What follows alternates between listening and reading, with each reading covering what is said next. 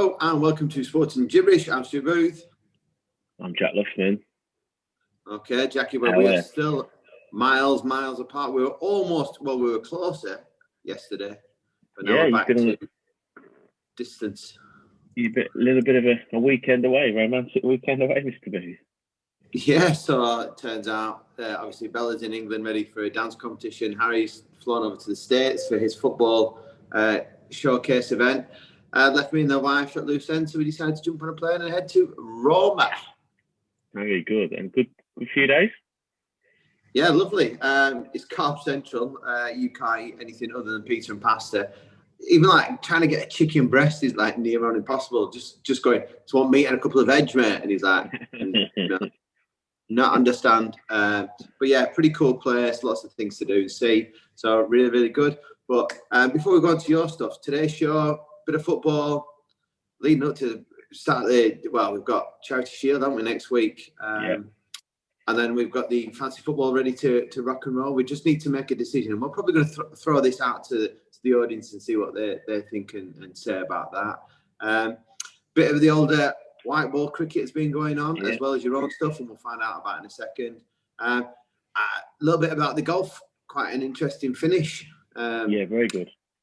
And we'll talk a bit more about that detail and a little bit about UFC, because something extraordinary happened last night and raised a few things about mental health, which we'll cover again in a second. But Luffers, you have had 1 week. I was going to say 1 week of hell for your liver, but a great week for you with regards to the cricket tour in England and the Wanderers.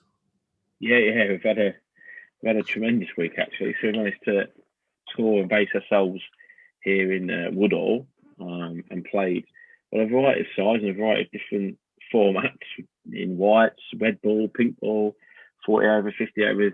But yeah, we had a great week. We managed to win. What was it? 1, 2. We won 4 and lost 2 of the games we played. And probably one of the games we lost, we should have won. But that was it. Everybody had a good week. Everybody had a game, run scored, wickets taken, and lots of beverages consumed. But very, very good. And I think some of the lads want to sort of get it into it as an annual thing. So that's really good. I think the thing always, I've been on cricket tours, and you'd have done the same in football in the past, and you forget how sport can bring so many people together, and all of a sudden that common interest. And like there's probably 5 or 6 of the Woodall boys who were, students or took the week off because they knew what was going on, and just sort of intermingled within the Wanderers lads, and friendships are born, I guess. So we've had a really, really good week. You can probably tell by my voice that there's been lots of singing and shouting and lack of sleep. So I'm looking forward to a few days rest, that's for sure. But we've had a fabulous week. I was going to say, not even your voice. Look at the state of your eyes, mate. You almost look like you're from a different region of the world. I know. A bit behind there, my friend. Yeah. So it's been, like I say, it's been a heavy week. Not much sleep. Early mornings, because I've been helping Dad sort of get the ground ready in the mornings and things like that. So, but all worth it. And like I say, I'll be looking forward to some rest over the next 2 or 3 days, that's for sure. I think the big question that everybody wants to know is, did Shrek appear at any point in his mankini? No, unfortunately, or fortunately, whichever way you see it, it didn't make an appearance, that's for sure. But he was he joined in the festivities, that's for sure. And I was just saying that the final night was quite heavy. I think they worked out that there was something over 300 drinks consumed during the day / night on Thursday night. So that's a great effort. Right. Yeah. Before we move on to our actual sport, we have to do the mastermind section of the quiz. Jack scored 7 points last week. He's currently losing overall 5-3. So no pressure on me whatsoever. I can just pretty much just lie back and just think of England right now. Dead easy. Same as you, home or away. So at home, you'll get multiple choice. Away, you're on your own. Okay, ready? Right. Ready. Okay, let's go. So obviously they're all based around Liverpool, obviously. So who did Ian Rush surpass to become Liverpool's record goal scorer, home or away?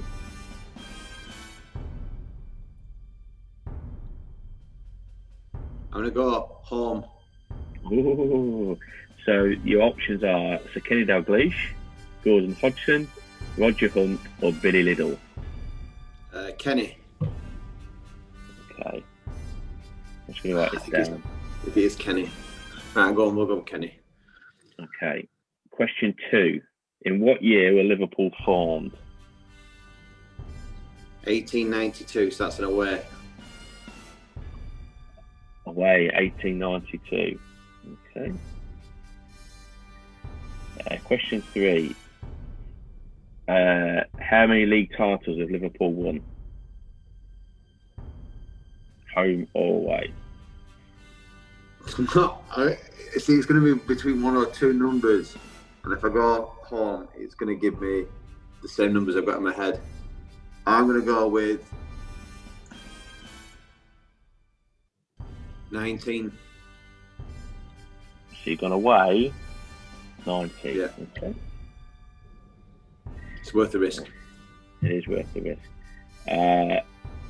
Who has made the most all-time appearances for Liverpool?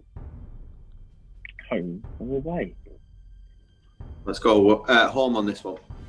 So you've got Ian Callaghan, Jamie Carragher, Emmeline Hughes, or Steven Gerrard. See, I thought it was Stevie G to start with, but Carragher's made a fair few. I'm going to go with...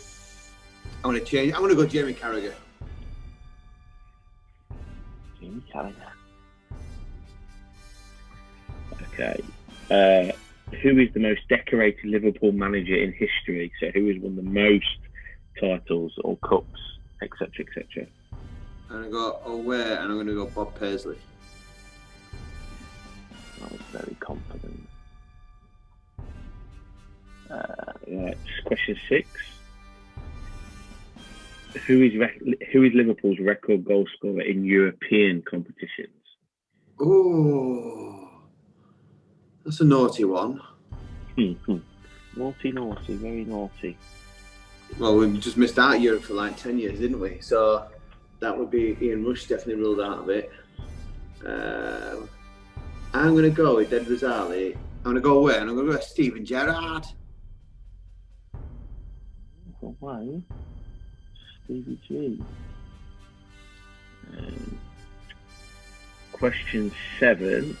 Who did Liverpool defeat to win their first European Cup in 1977? Home. You've got AS Roma, Club Brugge, Malmo, or Borussia Mönchengladbach. See, Roma sticks out. I'm going to go Roma. Roma, okay. Question 8. Bill Shankly left which club to become Liverpool boss? Who did Shanks leave to become Liverpool boss? Yeah. I'll have to go home on this one. This is going to be a complete guess. At home, there's a couple of interesting options in here. Home, Huddersfield Town, Carlisle United, Grimsby Town, or Preston North End. One and only Preston North End. One and only Preston North End. Okay, question 9. Which Liverpool player scored the first ever goal on Match of the Day?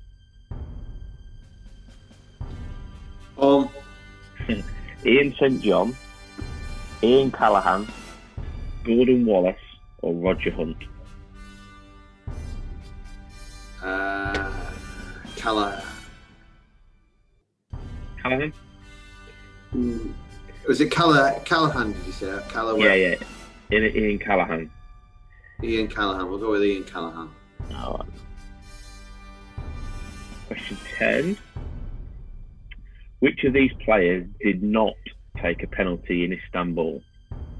Jibberish Cisse, Steven Gerrard, Vladimir Smicha, or John Arnoisa? Jibril Cisse.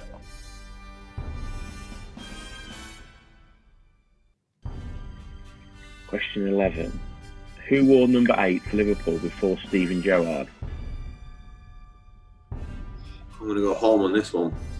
Marcus Babbel,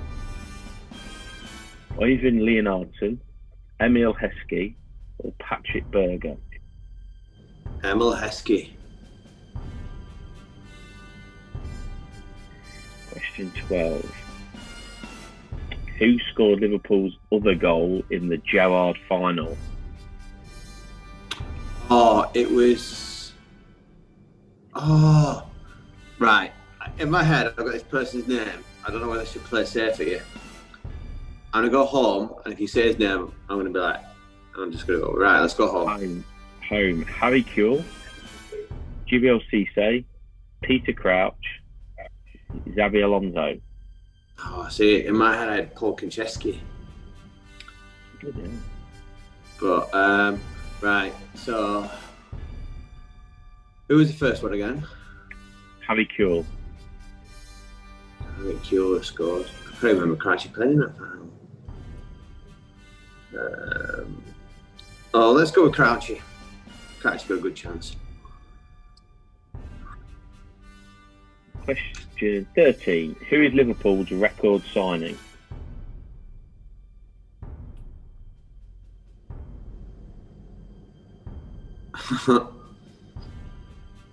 See, with his add-ons, could it not be the new guy? Are we talking about out-and-out fees? I think so, yeah. I think it's just... Right. So we'll go with... Between Alisson and Van Dijk, then. I think I'm going to pick the wrong one here. No, I'm going to go with Van Alisson. I'll go with Alisson. Okay, so you're going away, Alisson. Right, 2 to go. Just 1 second. Alisson, you won't move yet. Who scored Liverpool's first ever Premier League goal? Oh, see, this is the one I did you with last time. Let's go home on this one. Give me some options. Paul Stewart, Jan Molby, Jamie Redknapp, and this is a name from the past, Mark Walters.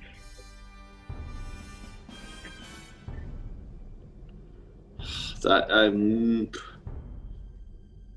going to go with Redders.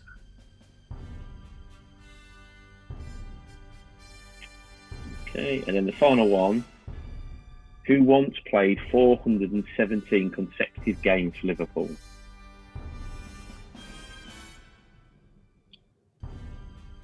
Let's go home again. Home, you've got Graham Souness, Ray Clements, Phil Neal, or Phil Thompson. Let's go goalie Ray Clements.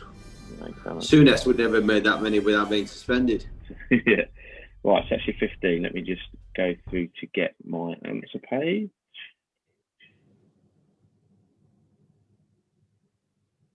I think you've done well there, personally. I think you've won. That'd be my gut feeling. Okay, so question 1. Who did Ian Rush surpass to become Liverpool's record goal scorer? You went home. You went with Kenny Dalglish. It was Roger Hunt. You went away for question 2 in the year they were formed, 1892. Correct, for 2 points. You went away for Henry Tartt of Liverpool won 19. It was 19, 2 points. Who has made the most all appearances for Liverpool? You went home for Carragher. It's Ian Callaghan. Away for the most decorated Liverpool manager in history, you went away with Bob Paisley. It was Bob Paisley. Who is Liverpool's record goal scorer in European competitions? You went away with Stevie G. It's Stevie G. Who did Liverpool defeat and win their first European Cup in '77? It was you went home with Roma. It was Borussia Mönchengladbach. Who Shankly left which club to become Liverpool boss? You said Preston North End. It was Huddersfield Town. Which Liverpool player scored the first ever goal in match of the day? You said Ian Callaghan. It was Roger Hunt. In which of these players did not take a penalty in Istanbul? You said Jibberish Cisse. The answer was Steven Gerrard. I don't think they got to him, did they? Did they not? No, they must no, because it went through to sudden death. So I think, yeah, I know he bottled it in the actual game, didn't he? Yeah, he missed one. So that number 8, who was number 8 for Gerrard? You went home. It was Emil Heskey. The other goal scorer in the Gerrard final was Cisse, not Peter Crouch. Liverpool's record signing is Virgil van Dijk, not Alisson. Mark Walters was the first goal scorer, not Redknapp. And I knew this, it was Phil Neal and not Ray Clements. So 2, 4, 6, 7, 8. He scored 8. I'll break the bad news to you now, Jack. It was actually 3 points for Ware, but it doesn't make a difference, does it? Oh, was it? Yeah. Well, you won anyway. So there you go. 6-3. You've got some cricket. You've got some cricket to come yet, though, pal. Don't worry. Right, we shall look forward to the old cricket. That bowling machine gets to a speed, you know that. I'll be all right, mate. I've got my box. That's the most important thing. Right, so yes, I'm walking away with this. It's going to be game over. I think I'm even going to beat you at the cricket. If I'm completely honest with you. You probably are. I think you're done and dusted. I'm just going to dig you a grave now. Before we move on to the football, we'll start with the white ball stuff, as we mentioned cricket. Yeah. So great result for the England boys, having lost the first white ball game, winning the second one, and then the ladies getting involved in the action as well. Yeah, always good when that happens. I didn't see any of the game really on. I think it's Friday evening. I was finishing off our tour actually with a round of golf here, but good to get back on even keel in a reduced overs game actually. So that was good. They'll be doing the boys a world of good as well, and because of course the shock news I think of the week was probably not the win each for South Africa and England, was Stokes retiring from ODI cricket, which I think has sparked some debate about the amount of cricket, the scheduling, can players play multi-format. I think ultimately, to think that a lad at 31 years old thinks he has to retire from one format of the game in order to get the balance right between playing the other formats, his family time and his body is a bit, I guess, sad in a way. So it will be, and I don't think he will be the first. I don't think he'll be the last. So that'll be interesting to see how that pans out in terms of if anybody others follow suit from around the world, or do the ICC make a difference or make a change to the scheduling? But they got a win without him on Friday, which is good. And then the ladies yesterday started there. I think they're playing T20 stuff at the minute in their multi-format series against South Africa and got off with the win. So England cricket going all right. And I think England play again today against South Africa, the men. So that's what I'll most likely be doing all day today, is on the sofa watching the cricket. Well, I was just going to go back to the Stokes thing again. Yeah. Do you think that obviously Stokes had to take a fair bit of time off to get himself mentally prepared and mentally right a couple of years ago? Do you think it is down to scheduling, that they're just trying to cram too much in because of COVID and not having any game time? Should they have just gone, we don't need to replay the India thing, we can just draw a line under that, and give the guys a good balance for the well-being? And especially when you talk about when they go out to play for England, the amount of segregation they had to do and isolation away from people and the families, that it's probably taken its toll probably on them more than most other sports. Yeah, I think so. I think definitely that I 100% agree with you that all the fixtures that were missed during COVID or either side of it or whatever it was, I don't understand why they tried to reschedule it all. And that's not just England, that's the whole world of cricket. I don't understand. Sure, they could have just sort of pressed the reset button and go again when the world was back to normal, so to speak. I think you're right. I mean, if you listen to any interview over, and I think it came out a lot during the Test match series when obviously there's this talk of bad ball and Stokes taking the captaincy, but a lot of the players were saying that during that period, this last year, 2 years, England had played the most cricket, full stop, the most Test cricket, full stop. And obviously, as a result of that, spending a lot of time, like you're saying, in these bubbles, COVID bubbles, away in addition to being away from family, and they were saying that like Joe Root was captain during that period. He wasn't just doing the on-field stuff, the off-field cricket stuff, the media stuff, but also having to make a decision about who can breakfast with who can be on each room's corridor, because balancing it out, the fact that if one goes down with COVID and we're both batters on the same hotel floor, we're both out. Just ridiculous when you think about it, really. And I just think it's taking its toll. Stokes himself has obviously taken on the captaincy, the Test captaincy, which come a lot of responsibility and other things come with that.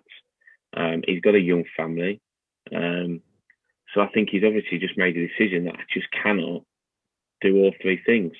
And probably looking ahead to tours, when obviously the tours, they go to West Indies or whatever, wherever they go, that there's always going to be all the formats going on. That he's obviously decided that something's got to give. I think a little bit in me, and I get it, is surely that I would say, like, if you like, the least important would be T20 cricket in my eyes. But from a player's point of view, it is obviously less work on the body for him. So maximum is going to bowl with 4 overs in a 3 or 5, 5-match series. He's only going to bowl maximum of 20 overs.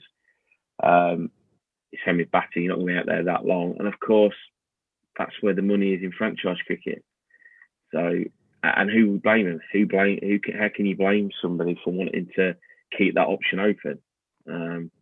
And like you said with Stokes, obviously his mental well-being has obviously been prevalent, and he's spoken openly about it, which is really good. So I don't think it'll be long before we see others do the same thing, if the ICC insist on playing all these tournaments in the scheduling. Because actually it'll have a detrimental effect on the game. Because let's say, for example, Stokes goes, let's say Kohli pulls out of one format because he's struggling for form in anything. He's probably the Hollywood superstar of cricket. Imagine if he starts pulling out of one format, the pull for the fans is being then gradually taken away. So I do think it's a serious issue. I didn't see it, but I think the Sky commentators had a bit of a debate after the ODI earlier in the week about it all. So it'll be interesting to see what happens, certainly. Yeah. What we'll do is stick on the mental aspect a second, and then we'll flip it over to the golf. And do we think that last week, obviously, the last day excitement of the golf for the Open, the 150th, which nice little touch to be at St Andrews. Do we think Rory McIlroy has got in his own head a little bit there? Because going into the last round, clear favourite, started off okay. First few holes looked quite steady. Cameron Smith has had an absolute unbelievable last day. I just kept a bit of pressure on Rory McIlroy, and he just wasn't able to respond and end up, well, in all honesty, probably bottling it.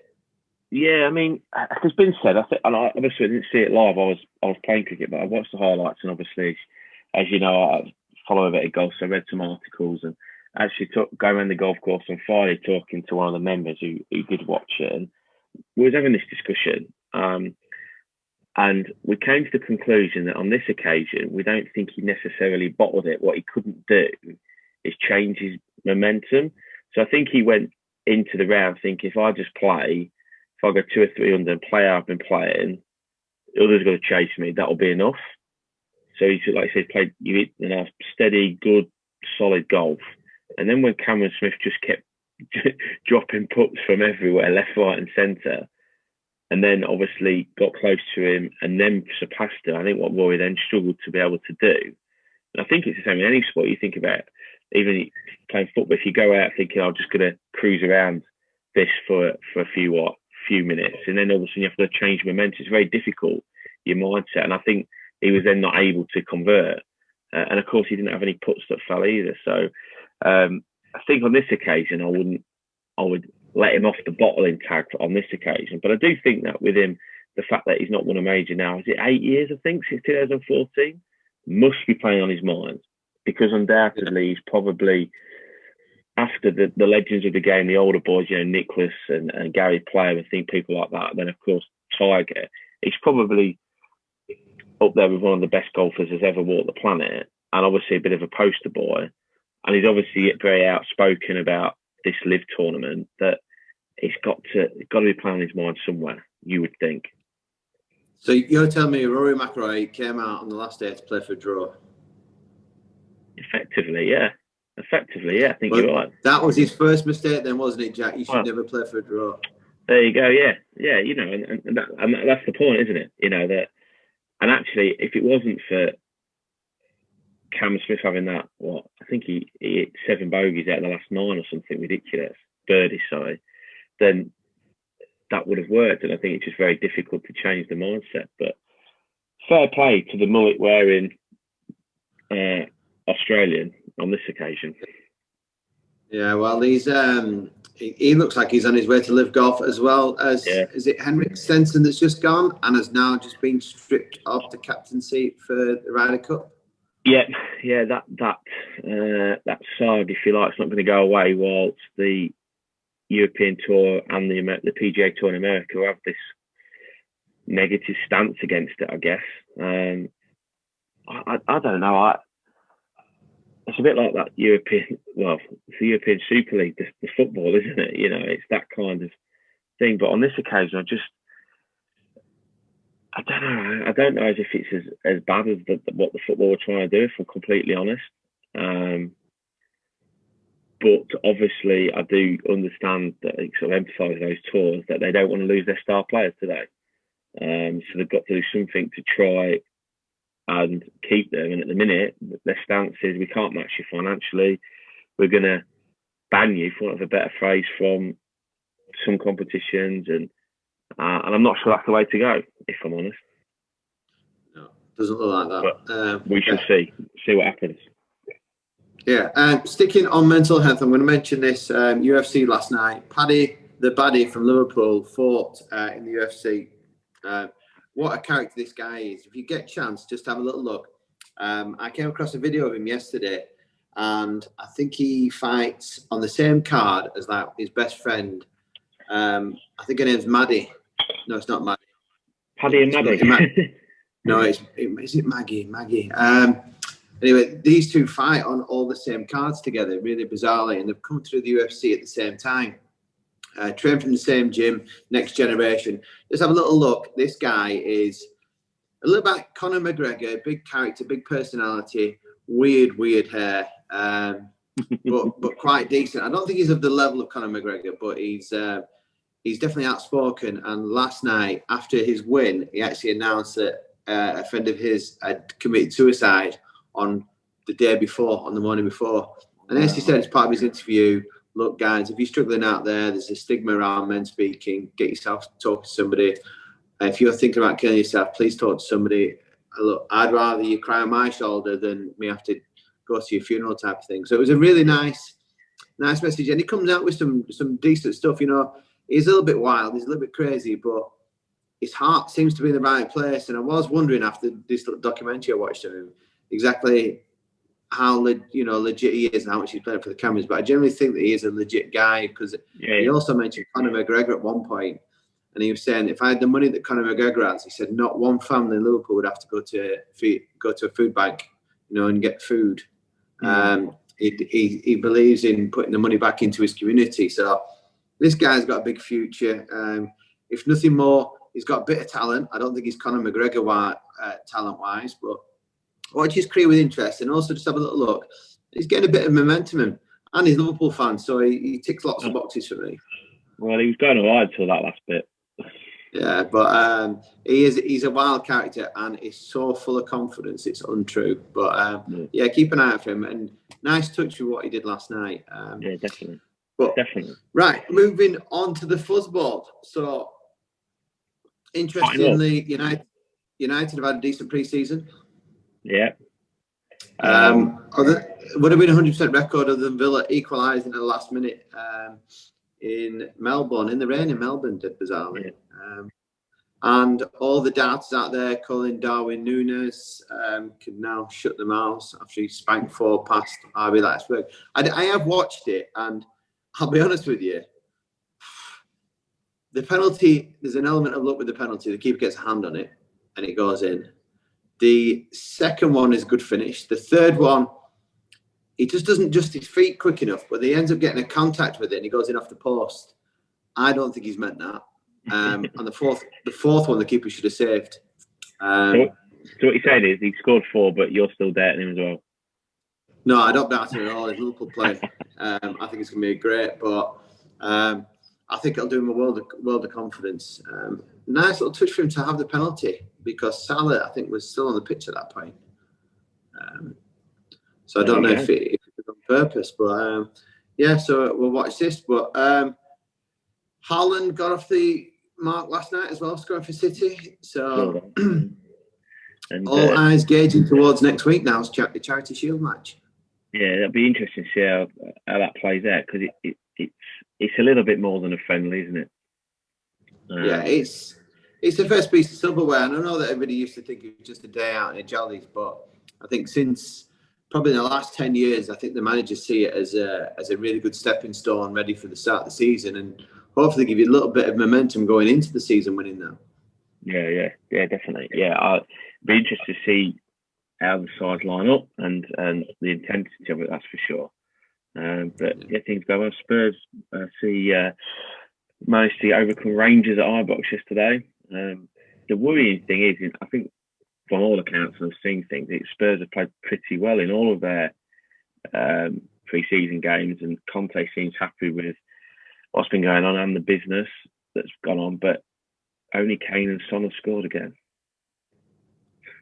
You know, it was Kane last night with two good finishes, well, very good finishes actually I saw. And when they were in South Korea, it was Kane and Son, which has to be a worry, I would say. Do you think? Yeah, I've seen some of they're talking about Richarlison's fitted in well with linking up with Kane in training type thing, but he's suspended the first game or first 2 games of the season? First 2, I think, yeah.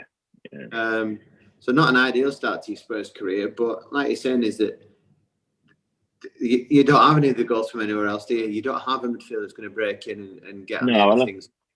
Højbjerg seems to try and get towards the end of the season, get a bit further up and higher up the pitch, but can't finish his tee. Can't finish his tee. And to be fair, you know, Kulusevski did score a few towards the back end, and like I say, maybe Conte's probably not that worried because that's just the way we play, and he'll rely on that, and then others from, you know, set pieces or the odd goal from his wing backs, which did happen actually, to be fair, towards the end of the season, will pop in. So all hotting up to Charity Shield, and then 5th, 6th of August, the start of the season. Yeah. So looking forward to that. I don't think there's any other major news going on the transfers at the moment. It seems to have been quite busy the first few weeks, and then slowed down. Dejed, is it Dejed Spence? Yeah, Jed Spence. Yeah, just Jed, I think. Spence. Yeah. He got through over the line, didn't he? Confirmed everything, signed, sealed, dusted. Or the other one that's probably stand out is Jesse Lingard opting for Forest rather than West Ham. And I know Richard Keys has been making a song and dance, which he likes to do anyway, about it. But why not try something new? Why not do something different? Yeah, I mean, I saw that. I think he was having a pop at like... I cannot see how Forest are paying him more than... I mean, the West Ham fans are livid, aren't they? I cannot see how he's gone there for money. I can't see it. And I think Keys was having a pop at the fact that he, on that shirt unveiling, he had 11 J-lings, didn't he? But I don't think he's going to wear that in a game. And do you know what? If he does, so what?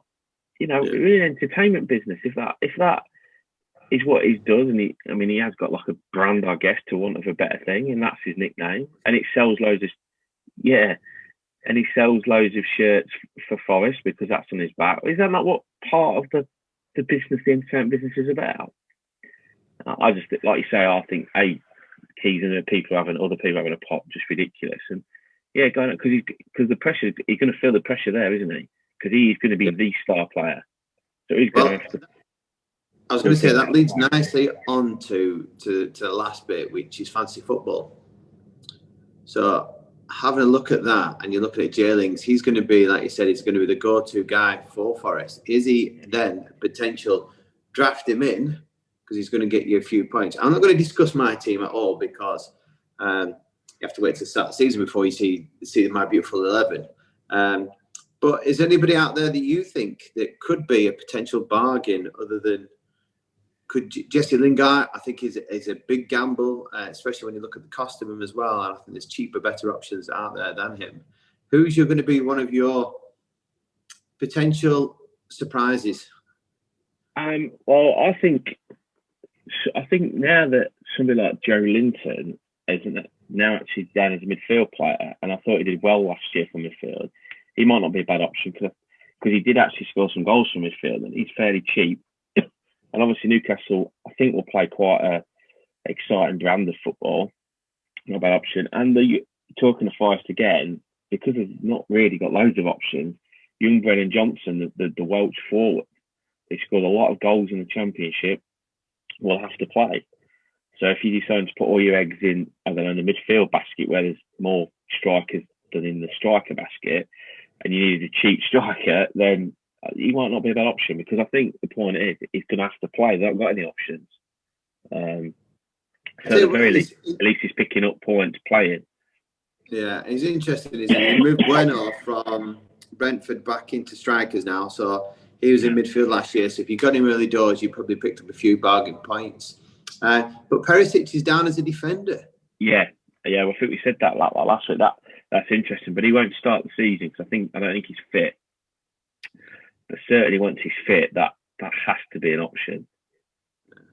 But we mentioned this at the beginning of the show about fantasy football. We're currently stuck between two leagues. We love the FPL league, the Fantasy Premier League. Gives you great options, great variation, keeps you interested, keeps you active every week. But we all know we've all done that where we've missed a killer week or a killer couple of weeks. And if you've missed that routine, then suddenly you could just fall 100, 200 points behind everybody else. And then you're struggling. So we're also looking at the Telegraph as a potential option. What we'll do we'll do a little bit of a poll on there. We'll have a little discussion with a few people, just to see where your thoughts are. The Telegraph one's slightly different. You obviously pick your squad at the start of the season. It's not as changing it week in, week out. You kind of tend to go with, this is my group of players, and then you rotate around them. So have a little look into it, have a little dabble around. Or if you think there's another one that we've not covered, give us a shout. But yeah, we're happy to listen to you guys on where you want to go with the fantasy football this season. But be quick, because we've only got, realistically, a week to get the league set up and advertised. Stu's getting very excited, I can tell. I just miss Saturday football. I hate out of season. Cricket. You need to get into cricket, mate. I've decided I'll not go that low, but I'm going to start playing golf. Oh dear. Yeah. That's a slippery slope. That is a slippery slope. So we'll see what happens there. But yes, I'm flying to the UK on Tuesday, so I'm seeing you next weekend. Yes. Squire. We'll have to decide when we're going to do the podcast. We could actually try and sneak it in Saturday before we go out for Paul Walker's birthday. We could go. Yes. Yeah, we'll have to decide what's going on. But yes. At the end of the day, Stu, what do we know?